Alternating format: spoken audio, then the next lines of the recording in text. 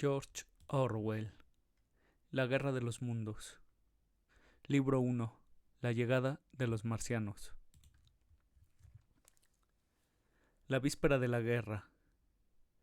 Nadie había creído en los últimos años del siglo XIX que este mundo estaba siendo observado aguda y estrechamente por inteligencias más grandes que la del hombre y, sin embargo, tan mortales como la suya propia, que mientras los hombres se ocupaban de sus diversas preocupaciones eran escrutados y estudiados, quizá casi tan estrechamente como un hombre con un microscopio podría escudriñar las criaturas transitorias que pululan y se multiplican en una gota de agua.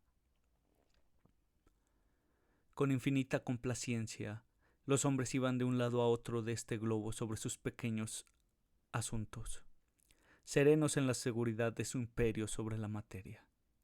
Es posible que los infusorios bajo el microscopio hagan lo mismo. Nadie pensó en los mundos más antiguos del espacio como fuentes de peligro para el hombre, o pensó en ellos solo para destacar la idea de vida en ellos como imposible o improbable. Es curioso recordar algunos de los hábitos mentales de aquellos días pasados. A lo sumo, los hombres en la Tierra pensaban que podrían haber otros hombres en Marte, tal vez inferiores a ellos y dispuestos a acoger una empresa misionera.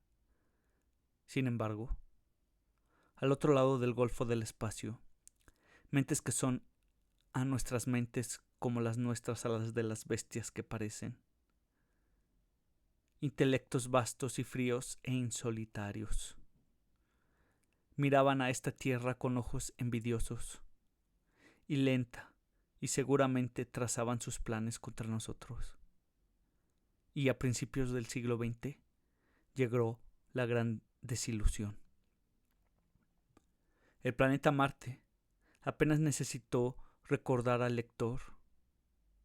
Gira alrededor del Sol a una distancia media de 140 millones de millas y la luz y el calor que recibe del Sol es apenas la mitad de lo que recibe este mundo. Debe ser, si la hipótesis nebular tiene algo de cierto, más antiguo que nuestro mundo, y mucho antes de que esta Tierra dejara de estar líquida. La vida en su superficie debe haber comenzado su curso. El hecho de que apenas sea una séptima parte del volumen de la Tierra debe haber acelerado su enfriamiento hasta la temperatura en la que la vida pudo comenzar. Tiene aire y agua y todo lo necesario para el mantenimiento de la existencia animada. Sin embargo, el hombre es tan vano y es tan cegado por su vanidad que ningún escritor, hasta finales del siglo XIX, expresó la idea de que la vida inteligente pudiera haberse desarrollado allí de una manera notable, o incluso más allá de su nivel terrestre. Tampoco se comprendió en general que, dado que Marte es más antiguo que nuestra Tierra, con apenas una cuarta parte de la superficie y más alejado del Sol, se deduce necesariamente que no solo está más alejado desde el principio del tiempo, sino más cerca de su fin. El enfriamiento secular que algún día se producirá en nuestro planeta ya ha llegado muy lejos en el caso de nuestro vecino.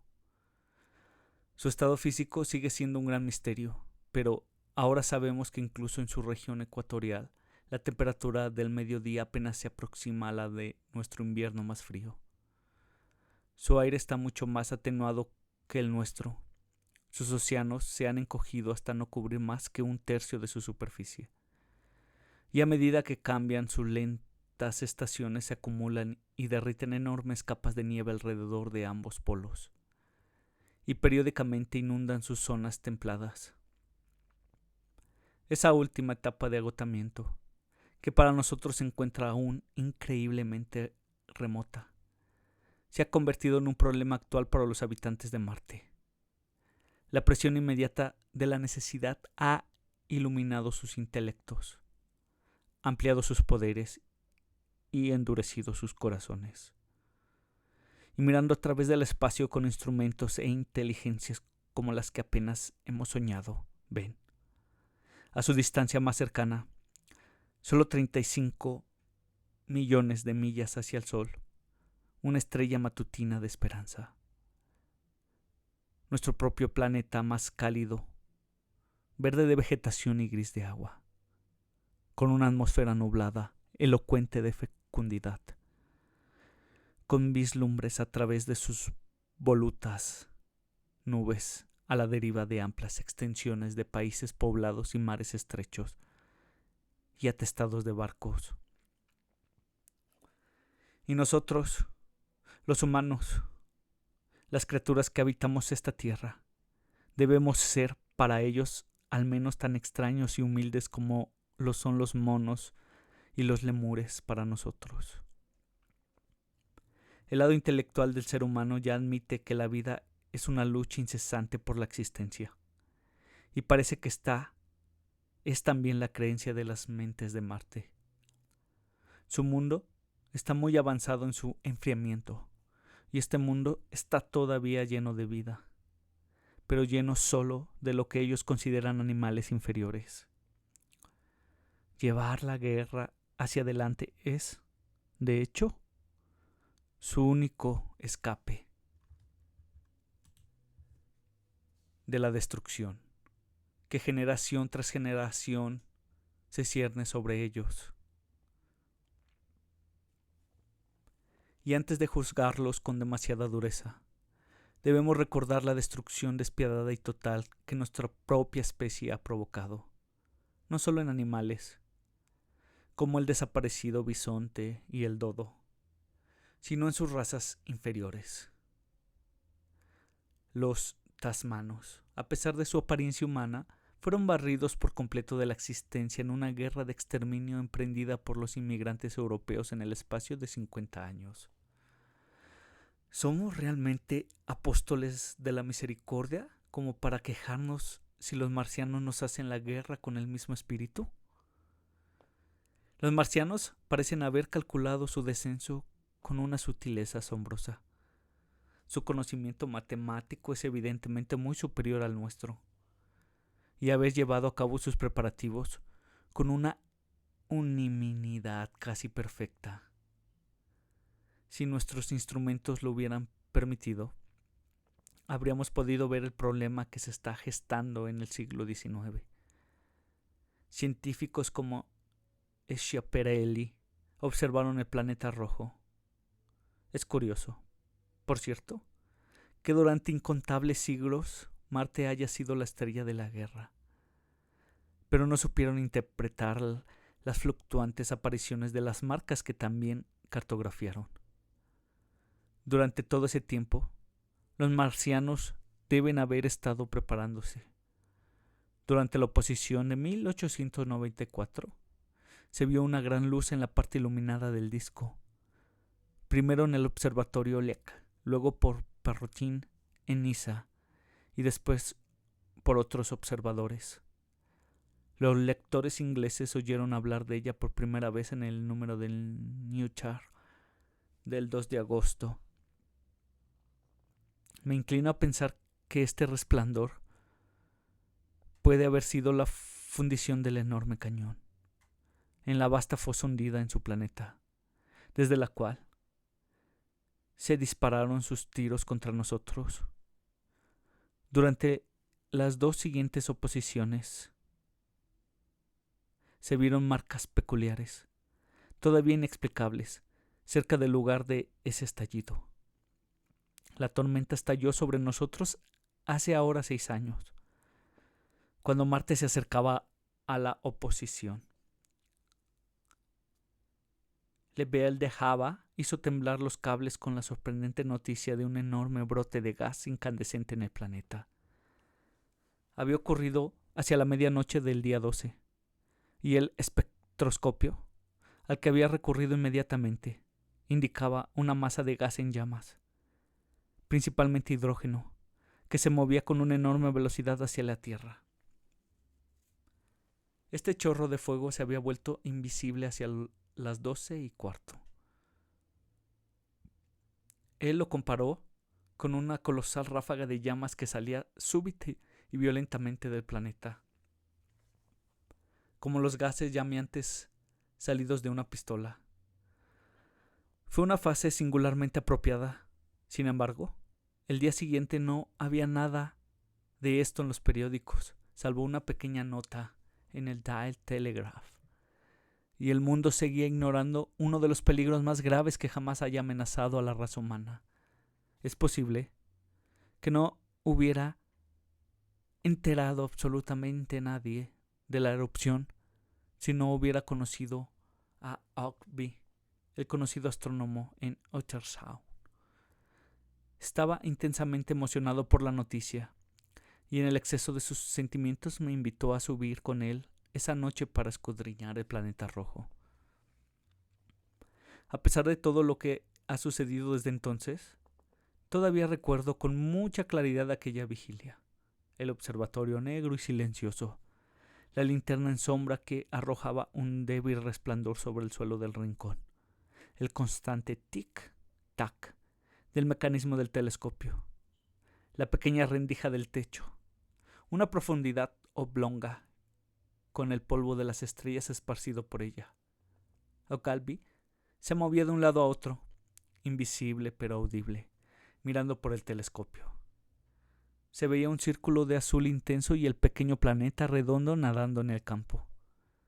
Parecía una cosa tan pequeña, tan brillante y pequeña y quieta, débilmente marcada con rayas transversales y ligeramente aplanada desde la redondez perfecta.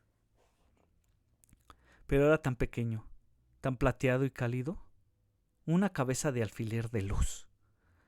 Era como si temblara, pero en realidad se trataba del telescopio que vibraba con la actividad del mecanismo de relojería que mantenía el planeta a la vista.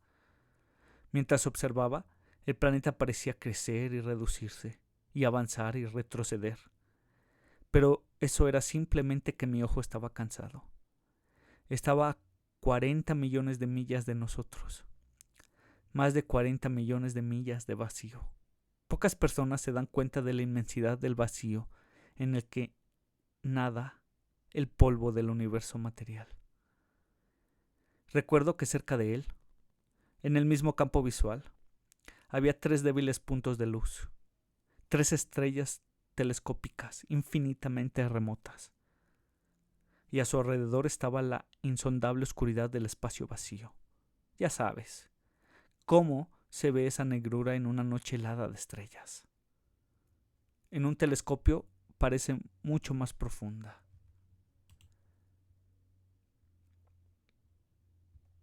Invisible para mí, porque era tan remota y pequeña, volando rápida y firmemente hacia mí a través de esa increíble distancia, acercándose cada minuto por tantas miles de millas. Venía la cosa que nos enviaban, la cosa que iba a traer tanta lucha y calamidad y muerte a la tierra. Jamás soñé con ello mientras lo observaba. Nadie en la tierra soñó con ese misil infalible. Esa noche, también, hubo otro chorro de gas del planeta distante. Yo lo vi. Un destello rojizo en el borde. La más leve proyección de la silueta justo cuando el cronómetro marcaba la medianoche. Y en ese momento se lo dije a Hauksbee. Y él ocupó mi lugar. La noche era cálida y yo tenía sed. Y fui estirando las piernas torpemente y tanteando el terreno en la oscuridad hasta la mesita donde estaba el sifón, mientras Hauksbee exclamaba ante la serpentina de gas que salía hacia nosotros. Aquella noche otro misil invisible se puso en camino hacia la Tierra desde Marte. Apenas un segundo o algo menos de 24 horas después del primero. Recuerdo cómo me senté en la mesa, en la oscuridad, con manchas verdes carmesí nadando entre mis ojos. Deseaba tener una luz para fumar, sin sospechar el significado del diminuto destello que había visto y todo lo que me traería en breve. Hauksbee observó hasta la 1, y luego se rindió. Encendimos la linterna y nos dirigimos a su casa. Abajo, en la oscuridad, estaba Ottershaw y Chesterse y todos sus cientos de personas durmiendo en paz. Aquella noche Ogilvy especuló mucho sobre el estado de Marte y se burlaba de la idea vulgar de que tuviera habitantes que nos hicieran señales. Su idea era que podía estar cayendo meteoritos en una fuerte lluvia sobre el planeta, o que se estaba produciendo una enorme explosión volcánica. Me señaló lo improbable que era la evolución orgánica y que hubiera tomado la misma dirección en los dos planetas adyacentes. La posibilidad de que haya algo parecido a un hombre en Marte es de 1 en 1.000.000, dijo.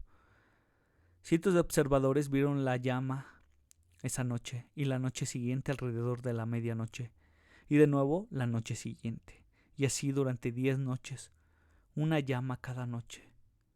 Nadie en la Tierra ha intentado explicar por qué los disparos cesaron después de la 10ª vez. Puede ser que los gases de los disparos causaran molestias a los marcianos. Densas nubes de humo o de polvo, visibles en la Tierra con un potente telescopio como pequeñas manchas grises y fluctuantes, se extendieron a través de la claridad de la atmósfera del planeta y oscurecieron sus rasgos más familiares. Incluso los diarios se despertaron por fin a los disturbios y aparecieron notas populares aquí, allá y en todas partes sobre los volcanes de Marte. El periódico serocómico Punch, recuerdo, hizo un feliz uso de ello en la caricatura política. Y, sin que nos diéramos cuenta, esos misiles que los marcianos habían disparado se acercaban a la Tierra, corriendo ahora a un ritmo de muchas millas por segundo a través del vacío golfo del espacio, hora tras hora y día tras día, cada vez más cerca. Ahora me parece casi increíblemente maravilloso que, con ese vertiginoso destino que se cernía sobre nosotros, los hombres pudieran dedicarse a sus insignificantes preocupaciones como lo hicieron.